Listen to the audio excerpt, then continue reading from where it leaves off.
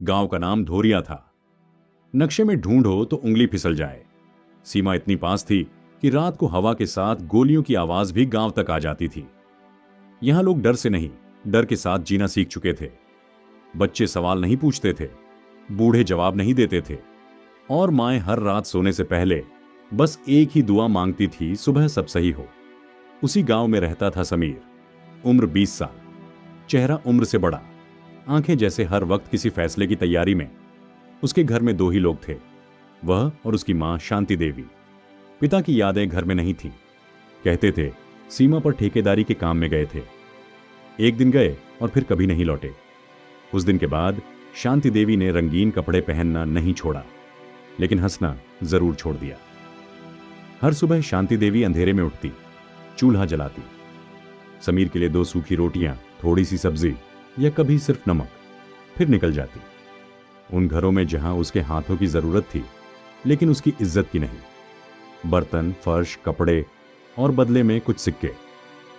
उन्हीं सिक्कों से समीर पढ़ा था, सरकारी स्कूल से लेकर अब नर्सिंग और इमरजेंसी मेडिसिन के कोर्स तक। गांव में लोग कहते थे सीमा के गांव का लड़का डॉक्टर बनेगा। समीर जवाब नहीं देता था, वह बस किताब खोल लेता। उसका मानना था शोर से नहीं, काम से जवाब दिया जाता है। दोपहर का वक्त था, हवा अजीब तरह से भारी थी। गांव में अचानक हलचल मच गई। सीमा पर फायरिंग हुई है। एक जवान गिर गया, शायद बच नहीं पाए। समीर उस वक्त किताब में डूबा था, अध्याय श्वसन तंत्र और ऑक्सीजन की कमी। उसने शोर सुना, किताब बंद की और बाहर निकला। दूर से धूल उड़ती दिखी। एक एम्बुलेंस कच्चे रास्ते पर तेजी से आ रही थी। किसी ने कहा शहीद हो गया। वह शब्द समीर के सीने में चुभ गया। उसने जूते पहने बिना चप्पल उठाई और दौड़ पड़ा। छोटा सा सैन्य अस्पताल, अंदर अफरा तफरी थी। एक जवान स्ट्रेचर पर पड़ा था, चेहरा नीला, होंठ सूखे, मॉनिटर की लाइन लगभग सीधी। एक डॉक्टर बोला, no response, time of death note करो। कलम चली। समीर दरवाजे पर खड़ा था, हांफता हुआ, पसीने से भीगा। उसकी नजर जवान के सीने पर नहीं थी, वह गर्दन के पास देख रहा था। एक बहुत हल्की सी हरकत, इतनी हल्की कि शायद सिर्फ वही देख पाया। समीर की आवाज कांपी, लेकिन शब्द साफ थे, ये मरा नहीं है। कमरे में सन्नाटा। एक डॉक्टर चिढ़ गया, तुम कौन हो? मैं मेडिकल ट्रेनी हूं, समीर बोला। और इसमें अभी भी हल्की पल्स है? किसी ने हंस दिया, भावनाओं में बह गया है। समीर आगे बढ़ा, सर अगर अभी ऑक्सीजन और सही सपोर्ट दिया जाए तो शायद। बाहर निकालो इसे, आदेश आया। 2 सिपाही आगे बढ़े। समीर हटा नहीं। उसकी इसकी आंखों में डर नहीं था, बस एक बात थी, अगर मैं चुप रहा तो यह सांस हमेशा के लिए खत्म हो जाएगी। 5 मिनट बाद एक सीनियर डॉक्टर बोला, तुम स्टूडेंट हो, फैसला हम लेंगे। समीर की आवाज पहली बार ऊंची हुई, सर अगर फैसला गलत हुआ तो यह जवान फाइल बन जाएगा, अगर सही हुआ तो इंसान। नर्स ने मॉनिटर देखा, लाइन पूरी सीधी नहीं थी। समीर ने पूछा, बीपी? बहुत लो, हाइपैक्सिया है, समीर बोला। ठंड और ब्लड लॉस का असर। कमरे में हंसी नहीं रही, अब सिर्फ संदेह था। तुम क्या चाहते हो? डॉक्टर ने पूछा। 5 मिनट, सिर्फ 5। ठीक है, डॉक्टर बोला, जिम्मेदारी मेरी। Oxygen mask, warm blanket, IV line. Sameer के हाथ कांप रहे थे, लेकिन दिमाग शांत था। उसे अपनी मां याद आई, ठंडे पानी में बर्तन धोते हुए कहती, पढ़ ले बेटा, तुझे मजबूत बनना है। उसने जवान के सीने पर हाथ रखा।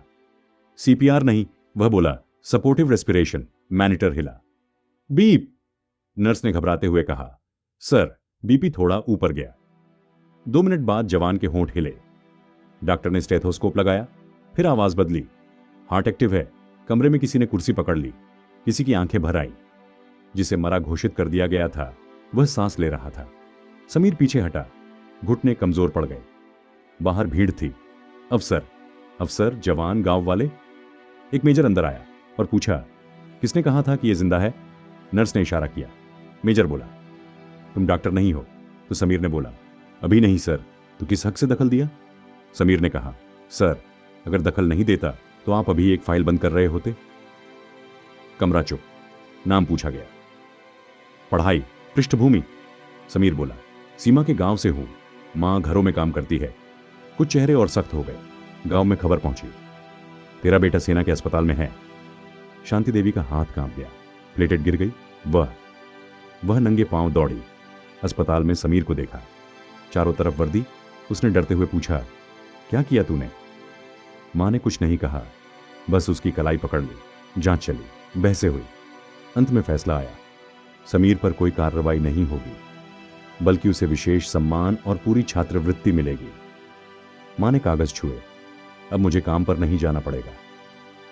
समीर ने सिर हिलाया। मां रो पड़ी।